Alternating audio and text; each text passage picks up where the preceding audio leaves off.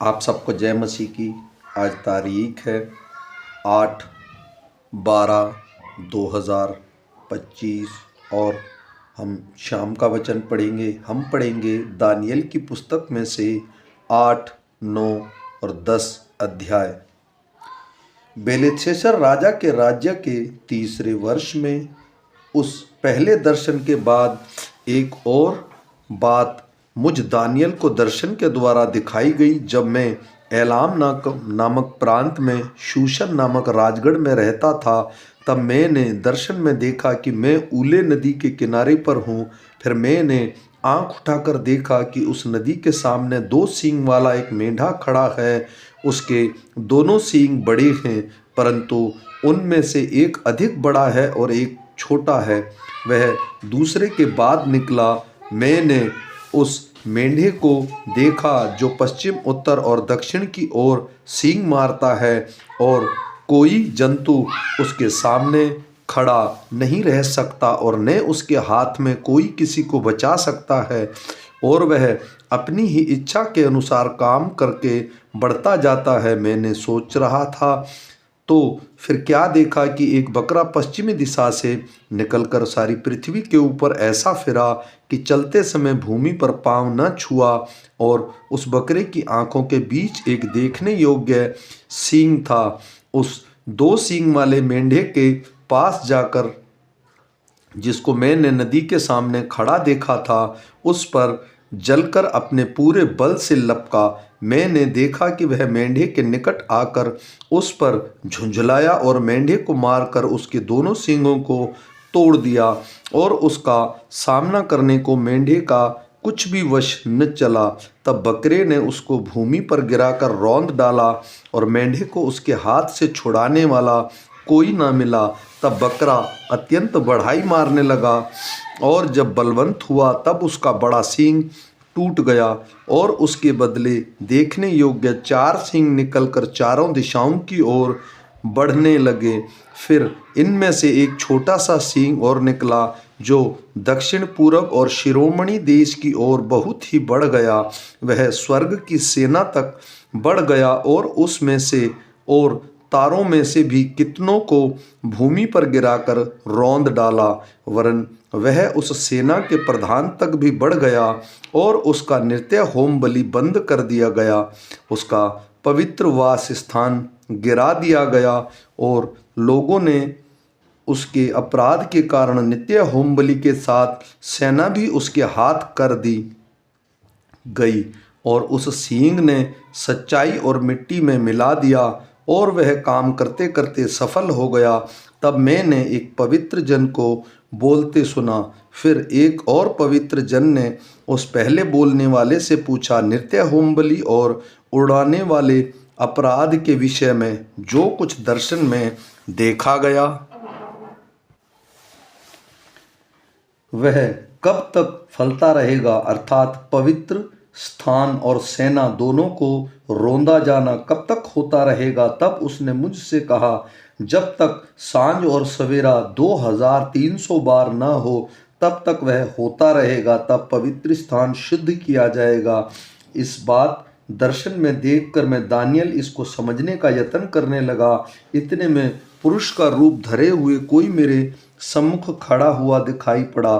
तब उसे ऊले नदी के बीच से एक मनुष्य का शब्द सुनाई पड़ा, जो पुकार कर कहता था, हे जिब्राइल, उन जन को उसके देखी हुई बातें समझा दे। तब जहाँ मैं खड़ा था वहाँ मेरे निकट आया, और उसके आते ही मैं घबरा गया और मुंह के बल गिर पड़ा। तब उसने मुझसे कहा, हे मनुष्य के संतान, उन देखी हुई बातों को समझ ले, क्योंकि उसका अर्थ अंत ही के समय में फलेगा। जब वह मुझसे बातें कर रहा था, तब मैं अपना मुंह भूमि की ओर किए हुए भारी नींद में पड़ा था, परंतु उसने मुझे छूकर सीधा खड़ा कर दिया। तब उसने कहा, क्रोध भड़कने के अंत के दिनों में जो कुछ होगा वह मैं तुझे बताता हूँ, क्योंकि अंत के ठहराए हुए समय में वह सब पूरा हो जाएगा। जो 2 सींग वाला मेंढा तूने देखा है, उसका अर्थ मादियों और फारसियों के राज्य से है और वह रोआर बकरा यूनान का राज्य है और उसकी आंखों के बीच में जो बड़ा सींग निकला वह पहला राजा ठहरा। वह सींग जो टूट गया और उसके बदले जो 4 सींग निकले, उसका अर्थ यह है कि उस जाति के 4 राज्य उदय होंगे, परंतु उनके बल उस पहले का सा न होगा। उन राज्यों के अंत समय में जब अपराधी पूरा बल पकड़ेगा, तब क्रूर दृष्टि वाला और पहली बुझाने वाला एक राजा उठेगा। उसका सामर्थ बड़ा होगा, परंतु उस पहले राजा का सा नहीं, और वह अद्भुत रीति से लोगों का नाश करेगा और सफल होकर काम करता जाएगा और सामर्थियों और पवित्र लोगों के समुदाय को नष्ट करेगा। उसकी चतुराई के कारण उसका छल सफल होगा और वह मन में फूलकर निडर रहते हुए बहुत लोगों का नाश करेगा। वह सब हाकिमों के हाकिम के विरुद्ध भी खड़े होगा, परंतु अंत को वह किसी के हाथ से बिना मार खाए टूट जाएगा। सांझ को सवेरे के विषय में जो कुछ तूने देखा और सुना है वह सच है, परंतु जो कुछ तूने दर्शन में देखा है उसे बंद रख, क्योंकि वह बहुत दिनों के बाद फलेगा। तब मुझ दानियल का बल जाता रहा और मैं कुछ दिन तक बीमार पड़ा रहा। तब मैं उठकर राजा का कामकाज फिर करने लगा, परंतु जो कुछ मैंने देखा था वह मैं चकित रहा, क्योंकि उसका कोई समझाने वाला न था। मादी अक्षय को पुत्र दारा, जो कसीदियों के राजा ठहराया गया था, उसके राज्य के पहले वर्ष में मुझ दानियल ने शास्त्र के द्वारा समझ लिया कि यरूशलेम की उजड़ी हुई दशा यहोवा ने उस वचन के अनुसार जो यिर्मयाह नबी के द्वारा पहुंचा था, कुछ वर्ष के बीतने पर अर्थात 70 वर्ष के बाद पूरी हो जाएगी। तब मैं अपना मुख प्रभु परमेश्वर की ओर करके गिड़गिड़ाहट के साथ प्रार्थना करने लगा और उपवास कर टाट पहने राख में बैठकर वरदान मांगने लगा। मैंने अपने परमेश्वर यहोवा से इस प्रकार प्रार्थना की, पाप का अंगीकार किया। हे प्रभु, तू महान है और भय योग्य परमेश्वर है, जो अपने प्रेम रखने वालों और आज्ञा मानने वालों के साथ अपनी वाचा को पूरा करता और करुणा करता रहता है। हम लोगों ने तो पाप, कुटिलता, दुष्टता और बलवा किया और तेरी आज्ञाओं और नियमों को तोड़ डाला है। तेरे जो दास नबी लोग हमारे राजाओं, हाकिमों, पूर्वजों और साधारण लोगों से तेरे नाम से बातें करते थे, उनको हमने नहीं सुना। हे प्रभु, तू धर्मी है, परंतु हम लोग को आज के दिन लज्जित होना पड़ता है, अर्थात यरूशलेम के निवास करने वाले सब यहूदियों को, क्या समीप क्या दूर के सब इजरायली लोगों को, जिन्हें तूने उस विश्वासघात के कारण जो उन्होंने तेरे साथ किया था देश देश में तितर बितर कर दिया है, उन सभाओं को लज्जित होना पड़ता है। हे यहोवा, हम लोगों ने अपने राजाओं, हाकिमों और पूर्वजों समेत तेरे विरुद्ध पाप किया है, इस कारण हमको लज्जित होना पड़ता है। परंतु यद्यपि हम अपने परमेश्वर प्रभु से फिर गए, तो भी तू दया सागर और क्षमा की खान है। हमने तो अपने परमेश्वर यहोवा की शिक्षा सुनने पर भी उस पर नहीं चले, जो उसने अपने दास नबियों को हमको सुनाई, वरन सब इजरायलियों ने तेरी व्यवस्था का उल्लंघन किया और ऐसे हट गए कि तेरी नहीं सुनी। इस कारण जिस शाप की चर्चा परमेश्वर के दास मूसा की व्यवस्था में लिखी हुई है, वह शाप हम पर घट गया, क्योंकि हमने उसके विरुद्ध पाप किया है। इसलिए उसने हमारे और न्यायियों के विषय जो वचन कहे थे, उन्हें हम पर बड़ी विपत्ति डालकर पूरा किया है। यहाँ तक कि जैसे विपत्ति यरूशलेम पर पड़ी है, वैसी सारी धरती पर और कहीं नहीं पड़ी। जैसी मूसा की व्यवस्था में लिखा है, वैसे ही यह सारी विपत्ति हम पर आ पड़ी है। तो भी हम अपने परमेश्वर यहोवा को मानने के लिए न तो अपने अधर्म के कामों से फिरे और न तेरे सत्य बात पर ध्यान दिया। इस कारण यहोवा ने सोच विचार कर हम पर विपत्ति डाली है, क्योंकि हमारा परमेश्वर यहोवा जितने काम करता है उन सभी में धर्मी ठहरता है, परंतु हमने उसकी नहीं सुनी। अब हे हमारे परमेश्वर, हे प्रभु, तूने अपनी प्रजा को मिस्र देश से बली हाथ के द्वारा निकाल लाया और अपना ऐसा बड़ा नाम किया जो आज तक प्रसिद्ध है, परंतु हमने पाप किया है और दुष्टता की है। हे प्रभु, हमारे पापों और हमारे पुरखाओं के धर्म के कामों के कारण यरूशलेम की ओर तेरी प्रजा की, हमारे आसपास के सब लोगों की ओर से नामधराई हो रही है। तो भी तू अपने सब अधर्म के कामों के कारण अपना क्रोध और जलजलाहट अपने नगर यरूशलेम पर से उतार दे, जो तेरे पवित्र पर्वत पर बसा है। हे हमारे परमेश्वर, अपने दास की प्रार्थना और गिड़गिड़ाहट सुनकर अपने उजड़े हुए पवित्र स्थान पर अपने मुख का प्रकाश चमका। हे प्रभु, अपने नाम के निमित्त यह कर। हे मेरे परमेश्वर, कान लगाकर सुन, आँख खोलकर हमारी उजड़ी हुई दशा और उस नगर को भी जो तेरा कहलाता है, क्योंकि हम जो तेरे सामने गिड़गिड़ा कर प्रार्थना करते हैं वह अपने धर्म के कामों पर नहीं वरन तेरी बड़ी दया ही के कामों पर भरोसा रख कर करते हैं। हे प्रभु, सुन ले।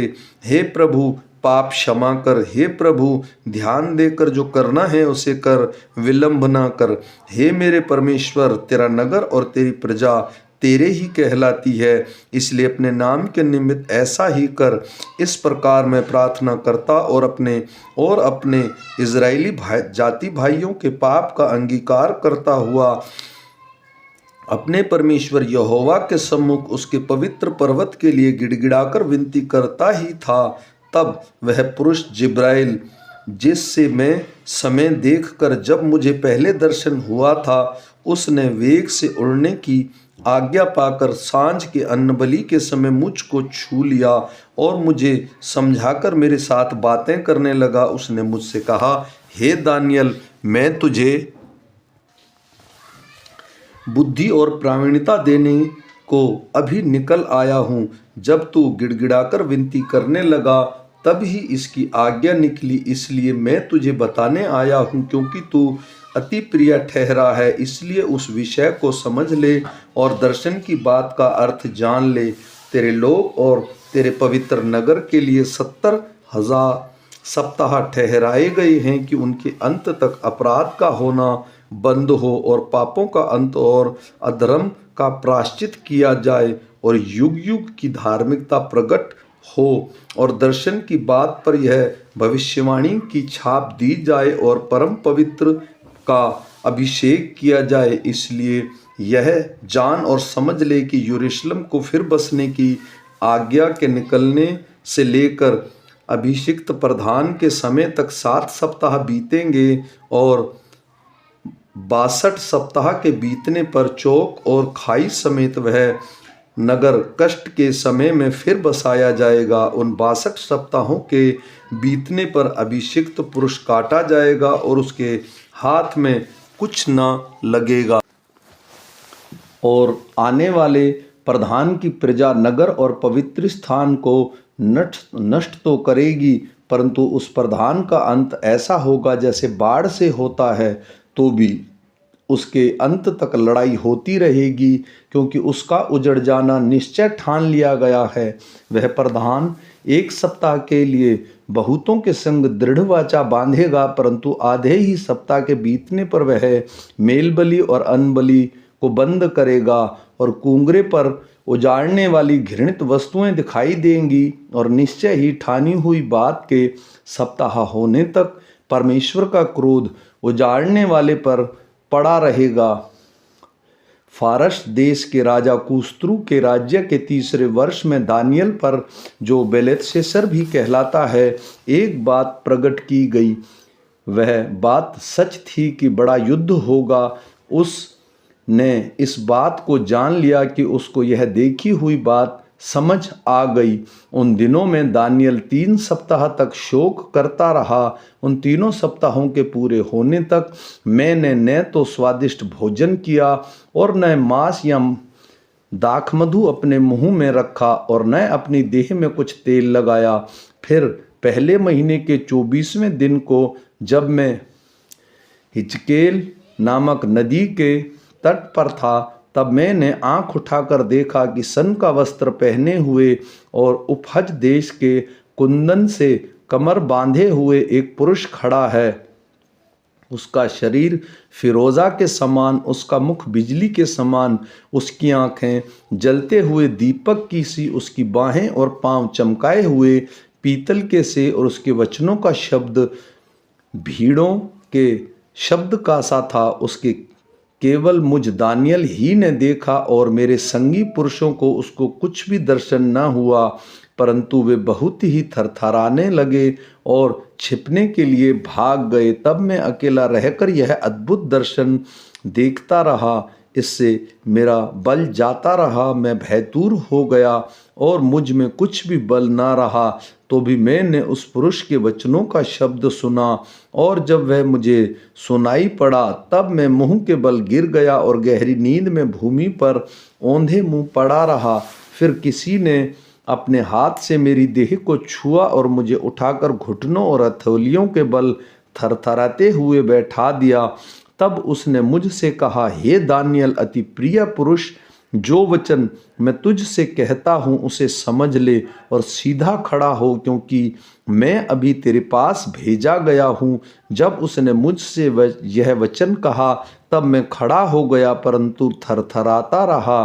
फिर उसने मुझसे कहा, हे दानियल, मत डर, क्योंकि पहले ही दिन को जब तूने समझने बूझने के लिए मन लगाया और अपने परमेश्वर के सामने अपने को दीन किया, उसी दिन तेरे वचन सुने गए और मैं तेरे वचनों के कारण आ गया हूँ। फारस के राज्य का प्रधान 21 दिन तक मेरा सामना किए रहा, परंतु मिकाएल जो मुख्य प्रधानों में से है वह मेरी सहायता के लिए आया, इसलिए मैं फारस के राजाओं के पास रहा। और अब मैं तुझे समझाने आया हूँ कि अंत के दिनों में तेरे लोगों की क्या दशा होगी, क्योंकि जो दर्शन तूने देखा है वह कुछ दिनों के बाद पूरा होगा। जब वह पुरुष मुझसे ऐसी बातें कह चुका तब मैं भूमि की ओर मुँह किया और चुप रह गया। तब मनुष्य के संतान के समान किसी ने मेरे होंठ छुए और मैं मुंह खोलकर बोलने लगा। जो मेरे सामने खड़ा था उससे मैंने कहा, हे मेरे प्रभु, दर्शन की बातों के कारण मुझको पीड़ा सी उठी और मुझ में कुछ भी बल नहीं रहा, इसलिए प्रभु का दास अपने प्रभु के साथ कैसे बातें कर सके, क्योंकि मेरी देह में न तो कुछ बल रहा और न कुछ सांस ही रह गई। तब मनुष्य के समान किसी ने मुझे छूकर फिर हियाव बंधाया और उसने कहा, हे अति प्रिय पुरुष, मत डर, तुझे शांति मिले, तू दृढ़ हो और तेरा हियाव बंधा रहे। जब उसने यह कहा तब मैंने हियाव बांधकर कहा, हे मेरे प्रभु, अब कह, क्योंकि तूने मेरा हियाव बंधाया है। तब उसने कहा, क्या तू जानता है कि किस कारण तेरे पास आया हूँ? अब मैं फारस के प्रधान से लड़ने को लौटूंगा और जब मैं निकलूंगा तब यूनान का प्रधान आएगा। जो कुछ सच्ची बातों से भरी हुई पुस्तक में लिखा हुआ है वह मैं तुझे बताता हूँ। उन प्रधानों के विरुद्ध तुम्हारे प्रधान मिकाएल को छोड़ मेरे संग स्थिर रहने वाला और कोई भी नहीं है। आमीन।